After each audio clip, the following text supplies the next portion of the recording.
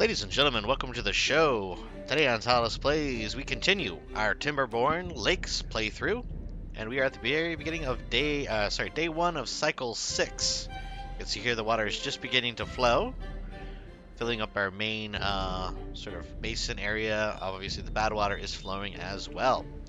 And we are continuing our strive here to control the elements. We have more progress being made on our floodgates. We have a few other floodgates to install. And you can see here we have a few more projects going on. The expansion floodgate here, this is actually to let bad water through if and when I believe the bad water will occur. Let's see here, we've got more oak trees being planted for future lumber usage. And we are still getting past the plank problem here. 6 water wheels providing plenty of power when the water is moving. For now, nothing. But that should end, by the end of the day, the water should be flowing past this dam. Put this on 2 speed for now. And we have prioritized these floodgates. You can see our priorities here.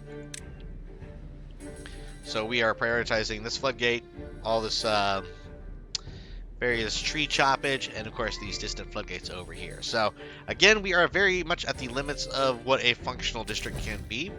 You don't really want to have anything all the way out here that is like a daily route, because that's simply too far. But for a single one-off project, that's okay. And floodgates are kind of a one-off project. Once they're built, they don't really need any sort of maintenance or upkeep, so they're usable. Eventually, we will make a second district, but I'm still deciding if and where to put that. I'll probably put one down here, to be honest, for metal, and then we might use this whole area as a aquatic farm when we figure out how to divert this bad water.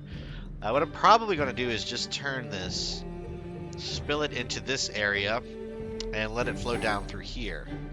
And basically the natural flow should prevent it from backwashing, because when this is moving, we should have plenty of fresh water coming this way. So again, that is a little bit off, I would say, kind of a cycle 15 project. But having said that, our delicious water is flowing through here. We can turn the showers back on so our beavers can get freshened up.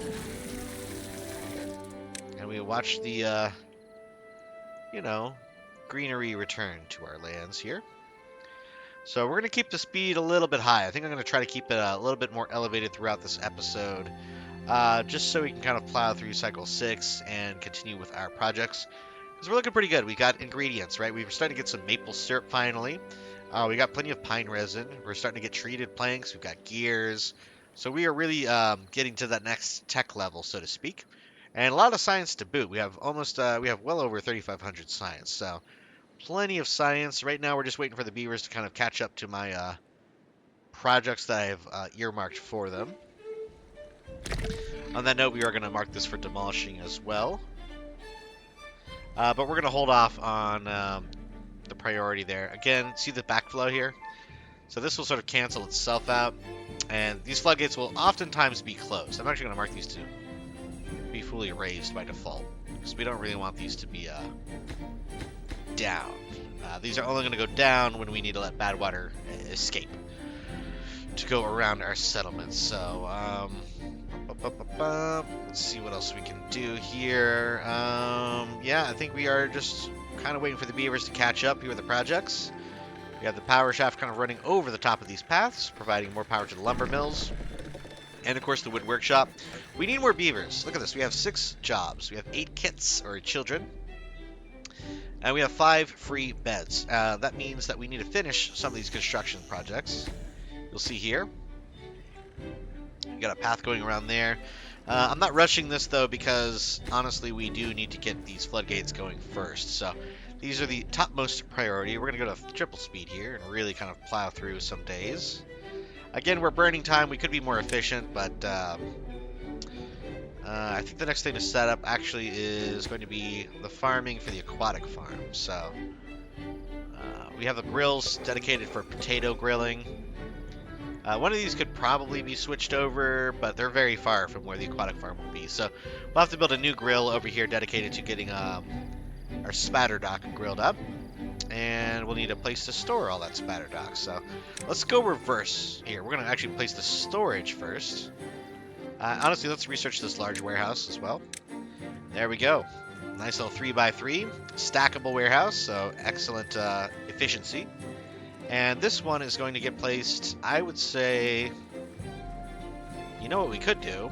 Let's get rid of one of these. We don't need all that maple syrup, so let's get rid of one. Yeah, this is the play, I think. We're going to stop constructing that tank. We'll get all these goods back.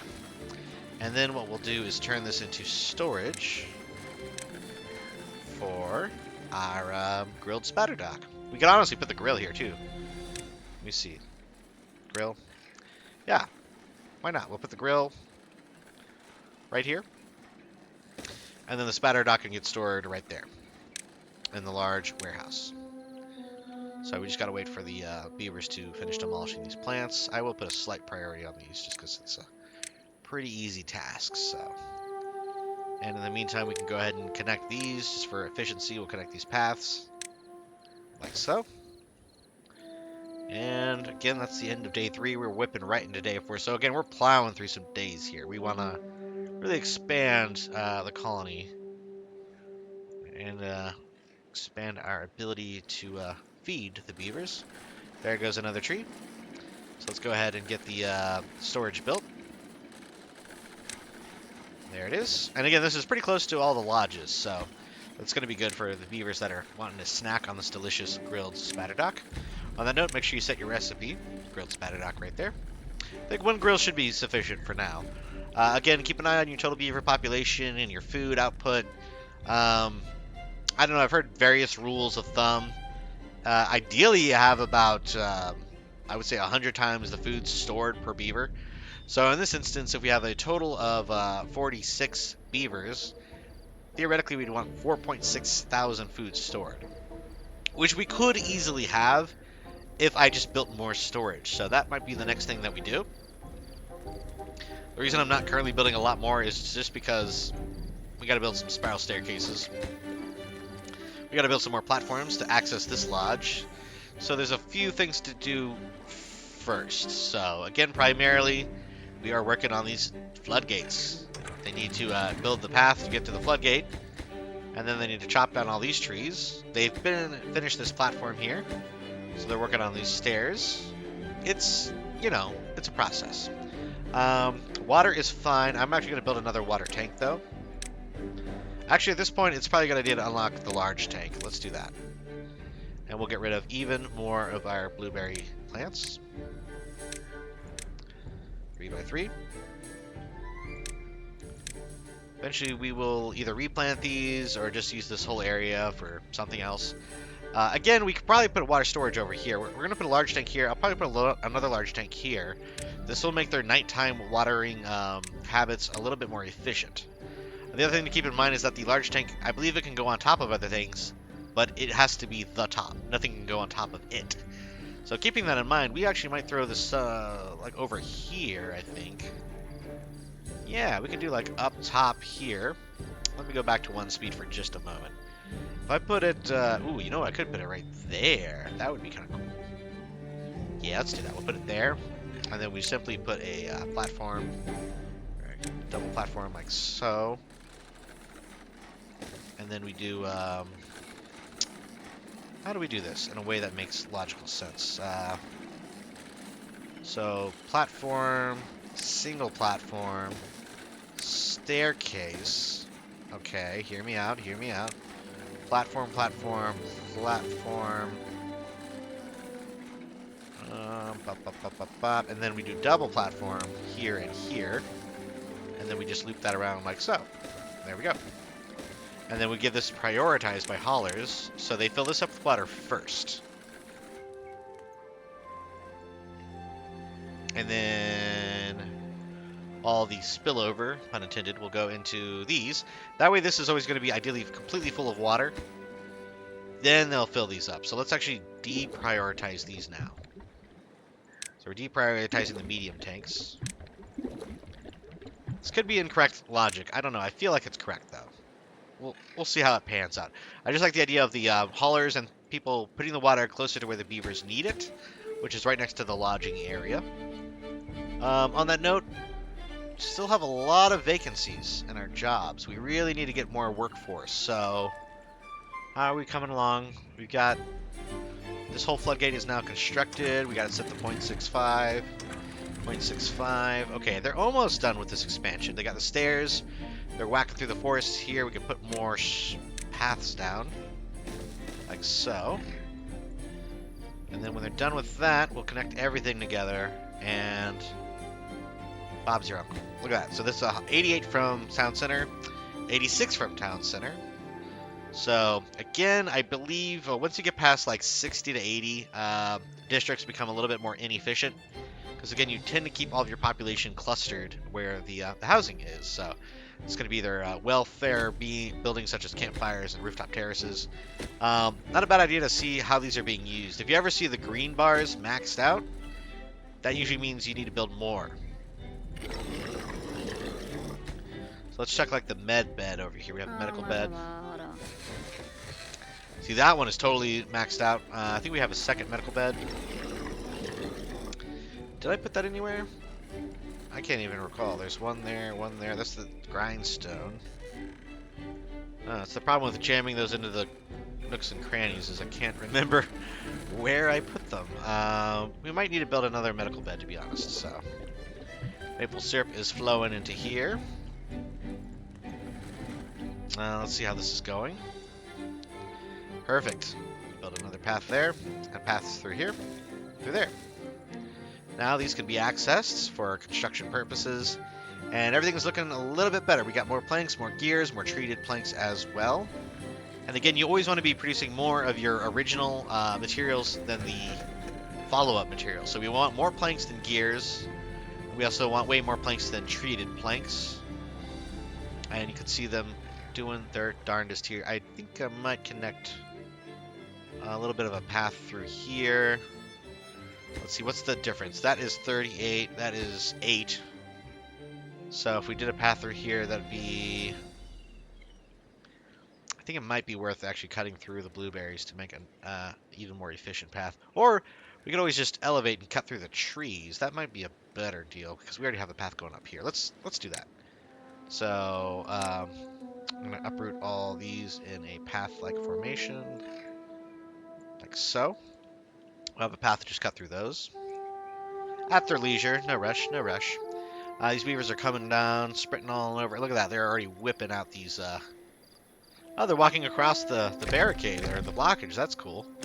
So they're able to work on these floodgates before they even build the stairs. I thought we needed the stairs. I'm still going to put them in, just because it helps to have access down into the water when you have structures like that. And again, just like that, we are at the start of day 9 on cycle 6. So we are just flying through the cycle. You know, keep an eye on your resources. You don't want anything kind of going short. Everything's looking decent, though. Plenty of logs. We're using the planks as fast as we can make them. Treated planks, you'll see we're starting to build up a little bit of. That's because we're not actively using these for everything. So they are starting to get stacked up. I'm going to go and research the underground storage pile. Again, this must be placed on the ground because it's technically an underground pile, but it stores 1,000 versus 180. Same footprint, way better storage. Now, of course, the piles can be placed on top of other things, so keep that in mind. You can place these on top of things. The underground pile must be placed on the ground, so it does command a little bit of a premium. However, what you could do later on in the game is actually build platforms that extend over your underground piles, and thus effectively allowing you to build above them, if not on top of them.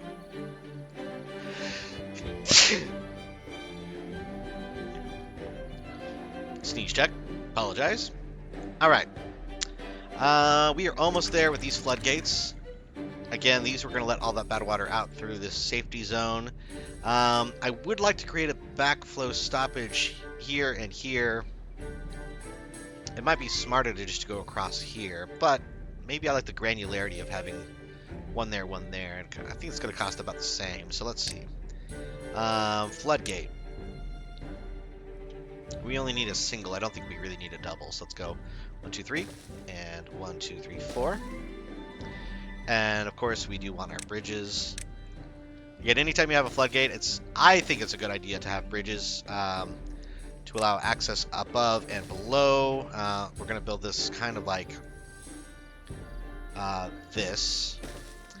Again, the idea is you don't want to force the beavers to go underwater during a bad tide, but you want to give them the option to go down when they're working on the floodgates to construct. So that's the next little chunk of floodgates. We will bump up this priority as well. I think we do like so. Yep, perfect. So that gives us really good downstream control. At that point, that's going to flow around and down here. What's weird is this. You see this little like glitch here where it's kind of just barely capping. It's not coming through there.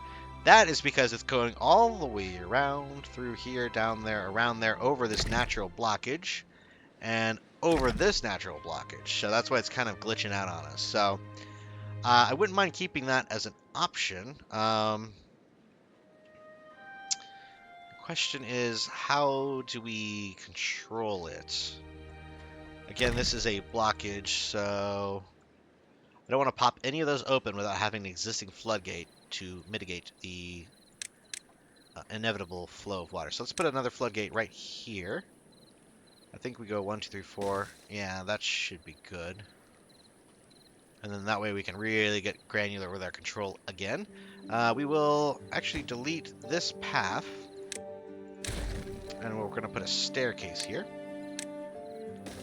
And then paths go all the way around. Again, at some point, don't worry, we will make another district. But for now, this is what we're going to do.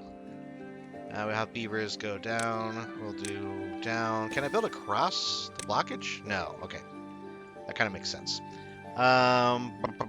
So let's do I think I need to delete that actually. And we'll go ahead and just build the platform here across like so.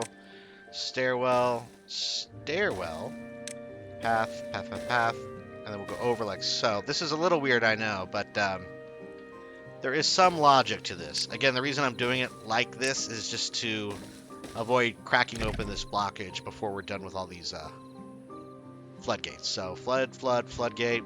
That's a natural blockage. We'll leave that for a while because again, there's no reason kind of messing with this until we can figure out what to do with this huge aqueduct of bad water. But once we get rid of this, this is going to be a whole extra expansion area. This, honestly, like I said, the district, the second district, is probably going to be located somewhere in this vicinity for permanent underground ruins, metal gathering, and then eventually maybe more, you know, waterlogged plants. So to do that, though, we will either need to be able to build levees or demolish areas. But, you know, levees don't cost that much, if I recall. Yeah, 120 science. Let's go ahead and unlock those. We can really start kind of setting up how this is going to be. The tricky part with building levees, especially tall like this, is you got to build all the staircases and the infrastructure to kind of lift it up to be the right area. And also, this looks like I'm going to have to really just make a full-on channel to the edge of the map. So there must be a better way. Okay, I'm going to hold off on that for a little bit. The end of day 13 is fast approaching on cycle 6. And look at that. We have floodgates good to go there. These ones are good. These ones are good. What do we got here? We got nothing to do in range. Well. Oh, yeah, the aquatic farmhouses. Okay, let's go back to speed 1 for a minute. I forgot to plant crops for them to work on. So let's go ahead and do that now. Spadderdock is the crop in question. And I think we just make a big ol' nice 14 by 13 field of Spadderdock. And we will start having them plant that out. Looking good, looking good. Not worried about cattail yet. We don't have mills, so we'll probably do wheat and bread before we even worry about cattails. But yeah, 3 days until the next drought begins. So we'll just keep chugging right along. We're good on food. We're good on water. My little industrious beavers should be finishing up some of these expansions. Again, storage, storage, storage. So let's go ahead and build even more of that storage. I might reconfigure these warehouse situations, but for now, we're just going to keep stacking them up vertically. The idea is they store it at the top. beavers eat out of the bottom. As far as I'm aware, there's not like spoilage. So the top should be sort of the overflow, where the bottom is the actual used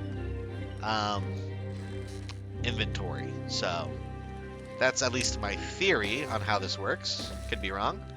Now I gotta figure out how to get this correctly down. So we need to go platform, platform, platform. And then what we do is spiral like so. And then that should connect it all. Like this. So bop, bop, bop, and bop. And then here we go carrots. And then here we go blueberries. For this one, we need to do platform, like so. How's the best way to go about this? Double platform. Okay, so that's 1 and 2. Spiral, and then connect it there. Yeah, okay, this is starting to make a little bit more sense. Again, F to flip, don't forget that. Path. Yeah, see, and then we're kind of starting to create a little bit of a spiral staircase system. I'm sure there's a more elegant solution, but that's as good as I'm as I'm able to plan it for now. But yeah, you know, just add on more storage for more beavers.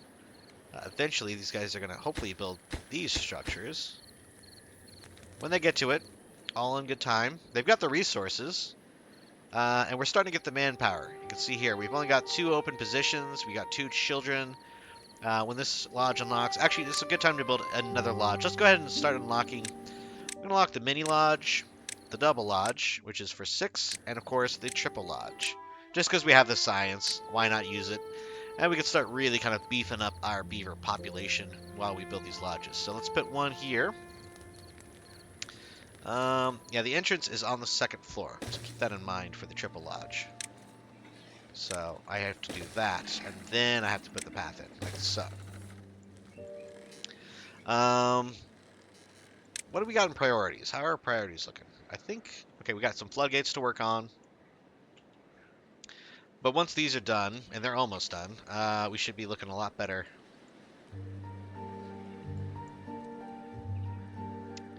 Again, look at this. We have all of our Spadderdock coming in quite nicely. I want to see how these grow. Again, we've only got 3 out of 4 potential employees on the aquatic farms. So, keeping that in mind, I really do want to make this exclusively Spadder. The only place we can't plant is this little Tetris L right here. Otherwise, this entire zone is plantable. So let's do it. Excuse me. I'm going to plant everything that is plantable in this whole zone. Spadderdock for everyone. There we go. We could plant more down here. I just don't have stairs going down here. Also, I'd like this water to be specifically for the water pumps. And also, when the water pumps dry out this area, it would kill anything. Because I think Spadderdocks can only last for like a day. Drought resistance, 0.3 days.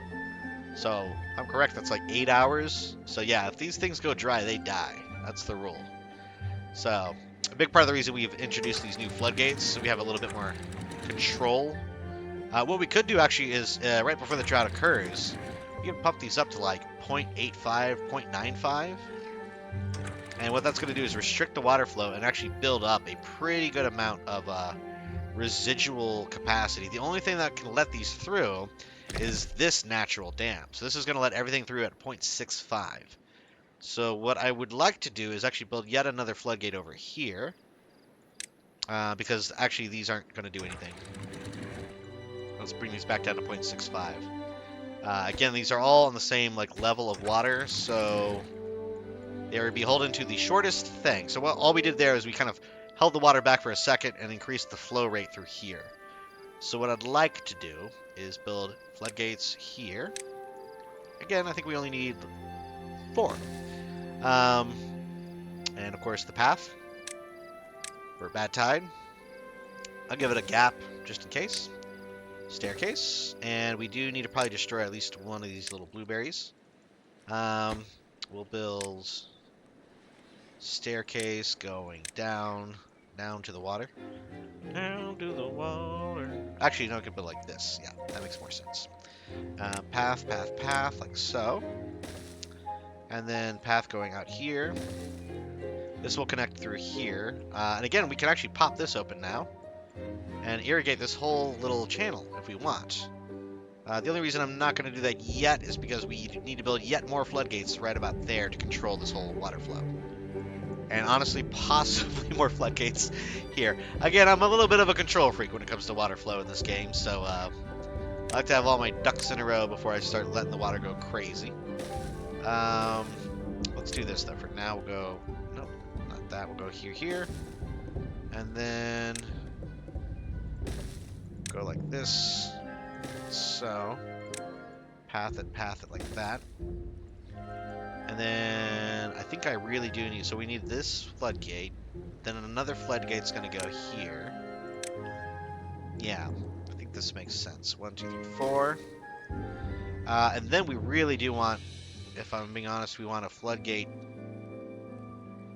I mean, the more the merrier. Let's put one here.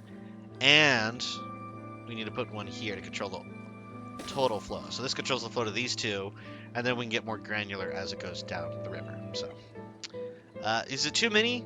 Probably. This is probably too many floodgates. But it's going to be cool. Especially whenever we figure out automation, we can really set these all to kind of automate, and we can send out a throughput signal to say, okay, we want all the ones in network to be at 0.8 or 0.7 or whatever it is, and then they'll synchronize, and we'll be looking really smart after we do that. So you can see this gate is already working because this is a blockage, so this is stopping everything behind it, and it's starting to actually fill up. Which is good, because this was kind of a wasted potential right now. By holding this back, we're actually increasing the throughput to our power. So without adding power wheels, we have actually increased our power output, because we stopped wasting the water flow. So now all the water here is going to go through there. Again, if we block this water, that increases the water flow through here. Again, more control is better, and that also means, oh, look at that. You can see this is actually overflowing now. That's interesting. So it's overflowing. Not a moment too soon, the drought has begun.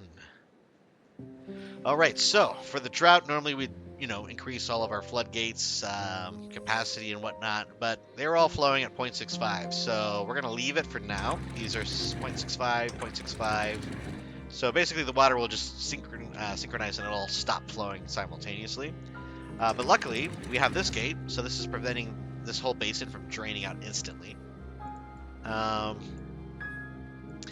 what's nice is that if the Spadderdock farm starts to dry, we can let in a whole bunch of water from this larger basin that is upstream. The only problem here is that we lost a little bit of water going through there. As I mentioned, this is a natural dam, which is only 0.65. You can actually see the height comparison. That's a blockage, that's 100%. This is 65%, or 0.65, so keeping that in mind. We are going to kind of plow through. This is a long one. This is a 6-day drought, folks. So we will definitely be testing our water retention and our water tanks. I'm a little bummed we didn't get this big one built yet. It's probably because I just didn't prioritize any of these structures because I'm Mr. Floodgate now. So once these are done, we'll be looking much better off. But yeah, they're burning a lot of planks right now on these platforms. So did I prioritize these? Hold on. Okay, good. I don't want those prioritized. I just want these. Everything else is a nice to have, but not an essential project. I'm going to keep this on speed 3, to be honest, while we're looking at all of our side stuff here. So platforms, we'll put a couple here, and a couple here, like so. And then what we're going to do is just make these paths. Actually, that might be a waste. Let's go through, like so. I think we just kind of run these down through here. Yeah, let's do that. I think that's actually a little bit better. So that's going to go over there, build those, build that. This one actually doesn't have a companion bridge, so let's do a bridge here. Bridge over troubled water. Like a bridge over troubled water. We do want a staircase up eventually, so we'll just go ahead and put that there for the future. Through here. Not my most efficient route, but that'll do for now. And of course, we do need one down into the water, at least for the short term. Okay, so that's all good. That's 0.65 height. That's good. That's all good as well. 0.65 synchronized. We got a couple there. We got more over here. More over here. Building, building, building. All right, yeah, we're looking okay. So the big thing here now is we got our grill rocking. So we do have a grilled Spadderdock coming out at some point. I'm not going to rush to prioritize that because these take, I think, 12 days to grow. So I'll be lucky if they survive this drought. But again, if we see this start to get low, we know we can always drop some more water in with the floodgates. I'll show you how that works, actually. We're going to drop this to like 0.5. Is it actually dropping? I think it's dropping the same on all sides. Yeah, so again, I don't think, to my knowledge, that the aquatic plants actually drain water. I think they just need to be submerged in water. Unlike the water pumps and the showers, which both drain water, this actually needs to be cut off. Let's turn off these showers here. Again, you know, well-being still floating around 10. Kind of standard at this point. More food construction, more food storage in the works. But yes, once we're done with these far-flung foundational projects, we got one more little staircase to build. Then we should be done with all the priority stuff. Actually, that's not even prioritized. So at this point, my beavers should be focused on local construction. So we got the grill, we got the Spadderdock storage, we got the water tank. So we're making moves here, folks. And of course, we got all that delicious science. So on that note, it's time to start looking into the future of metal. You need to start doing scavenging and eventually smelting, and of course the mine is over permanent metal spots. To that end, we have a metal over here.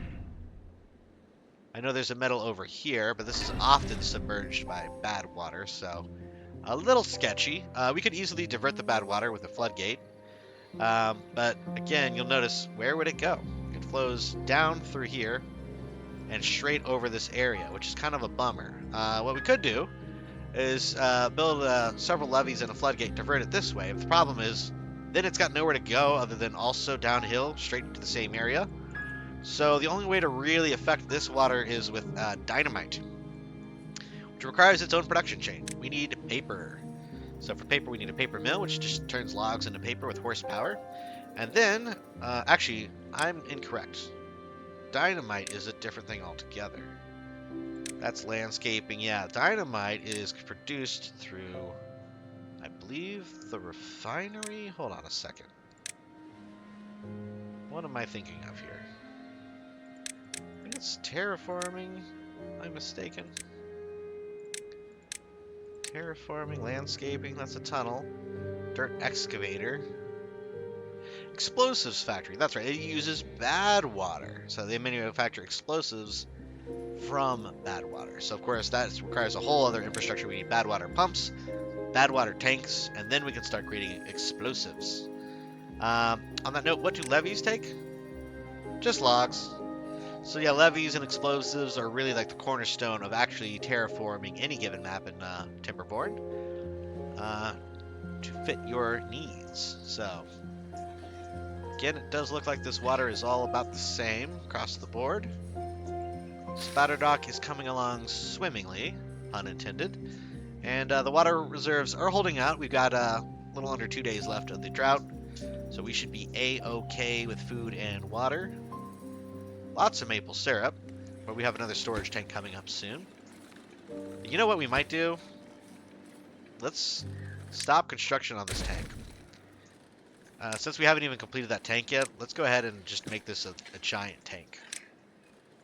I think that is the idea. We're going to make a big 3x3 maple tank here. Yeah, I think that's the play. There we go. Again, you just really get a benefit from scaling up. The medium tank is 300 capacity for a 2x2 area. This is 1200 for 3x3. So you're adding on, what, 5 spaces, and you're getting 4 times the capacity of a 2x2. So it is definitely worth it. They did the math, let's just say that much. It's more efficient use of space. The most efficient, though, is if I built other structures like a warehouse and then slap that tank on top of it. But, you know, that's for a more forward-thinking individual. But look at all that delicious Spadderdock coming along. You know what, it occurs to me that we have a storage for... You know what? Hold on. I am actually going to take my own advice. We're going to do a large warehouse. This is going to be for raw Spadderdock. This is going to be for grilled Spadderdock. Ah, see? Now I'm using my brain. And then we'll put the large maple tank on top of that. And of course, we need to build a pathway up to that. I think that takes a double pathway. And then we want the maple to be able to be brought up pretty easily. So let's do double, double, and then single. Where are the tappers at? Tappers are here, right? Yeah. So these are actually going to bank off to the right. This is going to be a little wacky, but again, just trying to make use of the space that we've got. So spiral, spiral, and then we'll do flip, flip, flip, flip, like so. Spiral, spiral, double, and then double all the way down. There it is. Boom. Pathway to our maple tank. Pathway to raw Spadderdock. Again, these will be coming out of the field, straight up the stairwell. This field is... We probably want to put another stairwell in the middle, I think. Or we could just put one here. Let's do... not that much of a difference. I think I might just leave it as is for now. That should be fine. We got 2 stairwells going up. They could pick one. I mean, one is clearly better. On that note, we have a path connection here available, so let's do that. You can see how much better that makes the path. You see the red here? This one right here, for example, this is 68. We build just 2 tiles here. Boom, boom. This is now 52. So I just shaved 16 tiles off by putting the shortcut through the wood growth area. Again, we are officially in full drought mode. There's no more water left in our immediate vicinity. However, the aquatic farm is doing just fine, and we are almost out of the drought. So we got 0.3 days left. And we made quite a bit of progress in Cycle 6. It flew right by, but we finished a good chunk of our surrounding floodgates to be able to control the flow of Mother Nature's wrath. And we have prospects here for even more future expansion. And as I say that, we are entering the final evening of Cycle 6. And we are starting yet another cycle. So if you've made it this far in the episode, please feel free to like and subscribe. And until next time, this has been Tallidus Plays.